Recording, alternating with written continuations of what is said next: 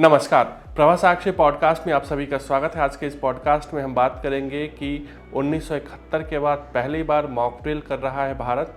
पाकिस्तान के साथ तनाव के बीच केंद्र ने क्यों लिया है ये फैसला। तो आइए सुनते हैं आज के इस पॉडकास्ट को। लेकिन उससे पहले अगर आपने हमारे चैनल को सब्सक्राइब नहीं किया है तो ज़रूर कर लें, ताकि हर रोज़ आप ऐसे ही इंटरेस्टिंग और जानकारीपूर्ण पॉडकास्ट सुन सकें।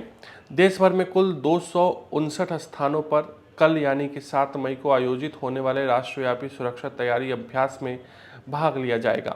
अभ्यास मुख्य रूप से हवाई हमले के सायरन और ब्लैकआउट जैसी स्थितियों के लिए पहली प्रतिक्रिया के लिए अभ्यास और प्रशिक्षण पर केंद्रित होगा।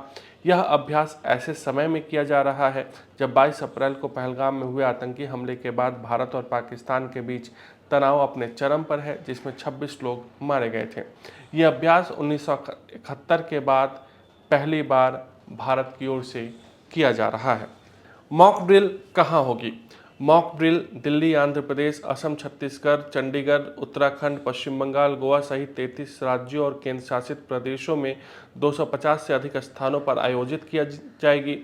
असम के मुख्यमंत्री हिमंत बिश्व शर्मा ने कहा कि गृह मंत्रालय ने आदेश जारी किया है, लेकिन हम बैठक के बाद एसओपी के बारे में जानेंगे। उत्तर प्रदेश के डीजीपी प्रशांत कुमार ने कहा कि केंद्र सरकार ने 7 मई को मॉक ड्रिल के बारे में जानकारी मिली है। 19 जिलों की पहचान की गई है। एक जिला ए श्रेणी में है, 2 जिले सी श्रेणी में है, बाकी के जिले बी श्रेणी में रखे गए हैं। इस जगह की संवेदनशीलता को ध्यान में रखते हुए प्रशासन ने आदेश दिया है कि यह मॉक ड्रिल सिविल प्रशासन, पुलिस प्रशासन, आपदा प्रतिक्रिया बल के साथ आयोजित की जाएगी, ताकि हम किसी भी तरह की आपातकालीन स्थितियों से निपट सके। स्थानीय प्रशासन समय तय करेगा। मॉक ड्रिल में क्या होगा? हवाई हमले की चेतावनी देने वाले सायरन का संचालन, वायुसेना के साथ हॉटलाइन, रेडियो संचार लिंक का संचालन, नियंत्रण कक्षों, छाया नियंत्रण कक्षों को सक्रिय करना और उसका संचालन करना, शत्रुतापूर्ण हमले की स्थिति में खुद को बचाने के लिए नागरिक सुरक्षा पहलुओं पर नागरिकों, छात्रों आदि को प्रशिक्षण देना, नागरिक सुरक्षा सेवाओं विशेष रूप से वार्डन सेवाओं, बचाव सेवाओं, डिपो आदि को सक्रिय करना, क्रैश ब्लैक आउट उपायों का प्रावधान, महत्वपूर्ण संयंत्रों प्रतिष्ठानों के शीघ्र छलावरण का प्रस्ताव, सीडी योजना का उन्नयन और उसका पूर्वाभ्यास, निकासी योजना का उन्नयन और उसका पूर्वाभ्यास तथा बंकरों, खाइयों आदि की सफाई। मॉक ड्रिल का उद्देश्य। गृह मंत्रालय की अधिसूचना में राष्ट्रव्यापी सुरक्षा अभ्यास के लिए 9 उद्देश्यों की रूपरेखा की गई है। प्राथमिक लक्ष्य हवाई हमले की चेतावनी प्रणाली की प्रभावशीलता का आकलन करना और नागरिकों को हवाई हमलों के लिए तैयार करना है। अभ्यास के दौरान भारतीय वायुसेना के साथ हॉटलाइन और रेडियो संचार सक्रिय रहेगा। अभ्यास नियंत्रण कक्षों और छाया नियंत्रण कक्षों की कार्य क्षमता का प्रशिक्षण किया जाएगा। नागरिकों और छात्रों को शत्रुतापूर्ण हमले के दौरान जवाब देने के लिए नागरिक सुरक्षा में प्रशिक्षित किया जाएगा।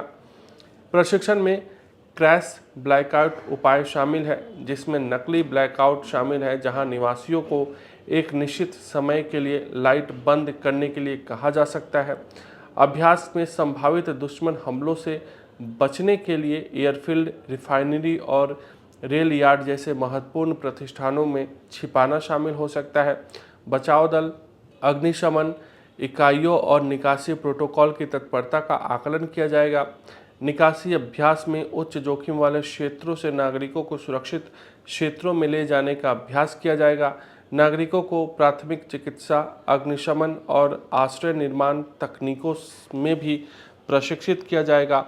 हालांकि यह कदम भारत के लिए महत्वपूर्ण है। उसने 1999 के कारगिल युद्ध के दौरान भी इस तरीके का अभ्यास नहीं किया था। भारत में इस तरीके का अभ्यास 1970 के दशक की शुरुआत में भारत पाकिस्तान युद्ध, बांग्लादेश मुक्ति युद्ध के दौरान किए गए थे। उस समय भारत ने सायरन रेड्स का इस्तेमाल किया था, जिसमें एक निश्चित समय पर सायरन बजता था, जिसके बाद लोगों को लाइट बंद करनी पड़ती थी।